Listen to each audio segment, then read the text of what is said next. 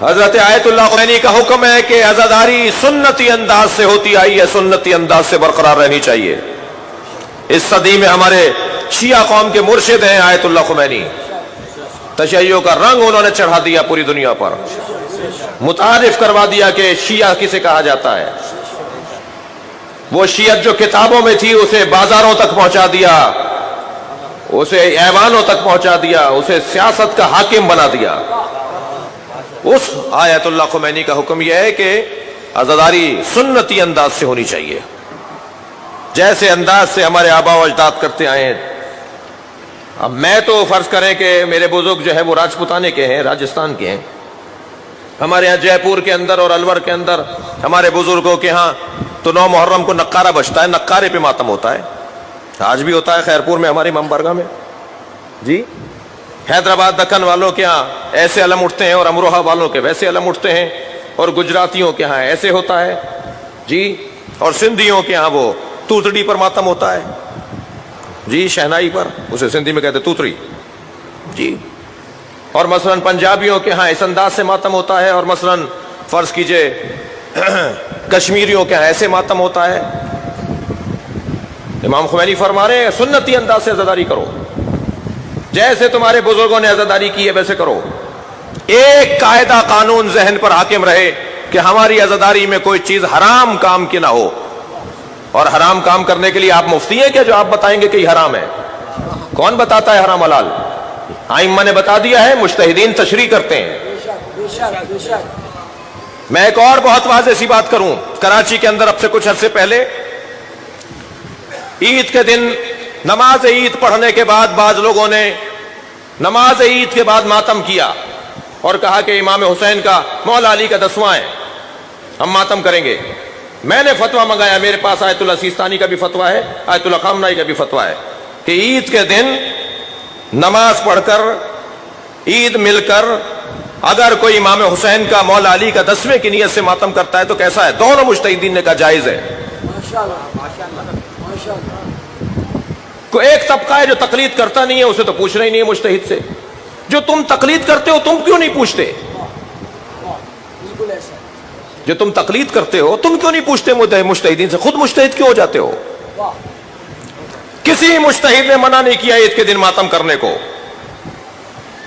لہذا میں نے اپنے علماء سے گزارش کی کہ برائے مہربانی قوم کے اندر ان باتوں کے اوپر اختلاف نہ ڈالیے۔ محترم بزرگوں سے میں نے ہاتھ جوڑ کر ایک فورم پر کہا یہ فتویٰ موجود ہے، وہ نماز پڑھ رہا ہے، نماز پڑھنے کے بعد اس نے گلے ملائے اور پھر آ کر ماتم کر رہا ہے، کیا پریشانی ہے آپ کو؟ اور فرما رہے لہذا ہمیں اپنے رویوں میں اعتدال لانے کی ضرورت ہے۔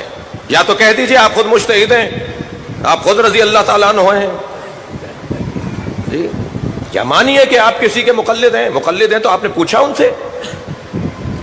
نہیں عزیزان گرامی، ہمیں امام حسین کی عزاداری کو مذاق نہیں بنانا، دوسروں کے آگے مذاق نہیں بنوانا، اپنے احساسات اور جذبات کو قوم کے احساسات اور جذبات نہ بناؤ۔ ہم پابند ہیں، ہم نوکر ہیں، ہم غلام ہیں، ہم خادم ہیں، ہمارا کوئی مولا ہے یا نہیں؟ ہمارے مولا نے ہمیں کچھ بتایا یا نہیں بتایا؟ برائے مہربانی میں انتہائی مؤدبانہ اور پیار سے بات کر رہا ہوں، جس انداز سے سنتی انداز سے آپ کے اوپر چھوڑ دیا تو آپ سندھ میں جا کے لوگوں کے سر پھوڑیں گے، آپ پر چھوڑ دیا تو آپ پنجاب میں جا کے چاقو چلائیں گے، آپ پر اگر چھوڑ دیا تو آپ کراچی کے محلے محلے کے اندر سر پھوڑیں گے۔ ہر برادری کا انداز اپنا ہے عزاداری کا، ہر علاقے کا انداز اپنا ہے عزاداری کا، اسی میں حسن ہے، اسی میں امام حسین کی خدمت ہے۔ کہیں علم کیسے بنتے ہیں، کہیں علم کیسے بنتے ہیں، کوئی 2 ہاتھ کا ماتم کرتا ہے، کوئی 1 ہاتھ کا ماتم کرتا ہے، کوئی بیٹھ کے ماتم کرتا ہے، کوئی کھڑا ہو کے ماتم کرتا ہے۔ کیوں الجھن ہے ان مسئلوں میں؟ ہم ابھی کلاموں سے باہر نہیں نکل رہے، دنیا ہمیں کاٹنے کو تیار ہے، ہم ایک دوسرے کی گریبانوں میں ہاتھ ڈالنے سے باز نہیں آ رہے، دنیا ہمیں مارنے پر تیار ہے۔ خدا کے لیے میں اپنے جوانوں سے گزارش کروں گا، مت کرو یہ حرکتیں، یا تو مانو کسی کو بڑا، اور اگر کوئی تمہارا بڑا نہیں ہے تو نصیحت سنو کہ اس قوم کا بڑا ہے صاحب العصر،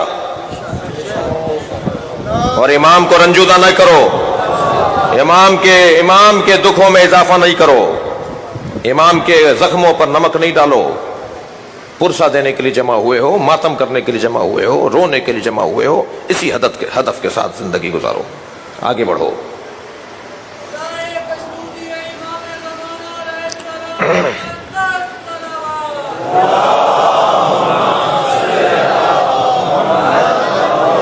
तुम्हें क्या पता, मैं अपने दोस्तों से गुजारिश कर रहा हूं, अल्लाह करे आपको पता हो, और यकीनन पता होना चाहिए।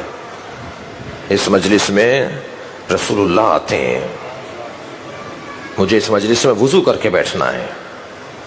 इस मजलिस में जनाब ज़हरा आती हैं, ये मामूली जगह नहीं है। मैं किसी को यहाँ धक्का ना दूं, क्या मालूम किसी वली खुदा को धक्का लग जाए। मैं तो पहचानता ही नहीं हूं मेरे बराबर में कौन बैठा हुआ है। किसी फरिश्ते को कोई धक्का ना लग जाए, किसी जिन को कोई धक्का ना लग जाए, किसी की पैर, किसी का अंगूठा ना छिल जाए मेरी वजह से। मैं आवाज उठाऊं, हाथ उठाऊं, मैं आवाजें बुलंद करूं, नहीं। खुदा के लिए आदाब और तहजीब को हाथ से ना जाने दें। हमारा खासा है, हमारी तहजीब है, हमारे आदाब हैं। लोग हमें देखकर अपनी जिंदगियों को ठीक करते हैं, कौमें हमें देखकर अपने आप को ठीक करती हैं। हम दूसरी कौमों से ज्यादा मुनज्जम कौम है। कोई ऐसी हरकत मेरी तरफ से नहीं होनी चाहिए, मैं अपनी बात कर रहा हूं, कोई हरकत, कोई काम मेरी तरफ से ऐसा नहीं होना चाहिए जो मेरी कौम की शर्मिंदगी का सबब बने। खुदा के लिए ऐसा नहीं करें। आपका अगर हल फीकुम रजुलुन रशीद, तुम्हारे दरमियान कोई बड़ा नहीं है, अगर कोई बड़ा है तो उससे पूछ लो जरा सा। और अगर हम कभी किसी चीज के हराम और हलाल की बात करते हैं तो हमारे पास कुरान से दलील होनी चाहिए, हदीस से मुस्तनद हदीस होनी चाहिए। उसके अलावा मेरे एहसासात और जज्बात कोई मयार नहीं है। मेरे ख्यालात, मेरी आरजू, मेरा ख्याल, मेरा तसव्वुर, मेरी सोच, ये कोई मयार नहीं है। मयार अगर है तो कुरान है, मयार अगर कोई है तो अहले बैत का फरमान है। उसके अलावा कोई मयार नहीं है। कोई किसी की बात मयार नहीं है। खुदा के लिए कौमें हमें देख कर आगे बढ़ रही हैं, और अगर कभी हमारे यहाँ कोई ऐसी बात हो जाए तो वो नागवार बात हमारी पूरी कौम के लिए शर्मिंदगी का सबब बनेगी। मौत दबाना गुजारिश कर रहा हूं, बड़े ही प्यार से बात कर रहा हूं, और इसके अलावा कुछ कर भी नहीं सकता। इसके अलावा मैं क्या कर सकता हूं?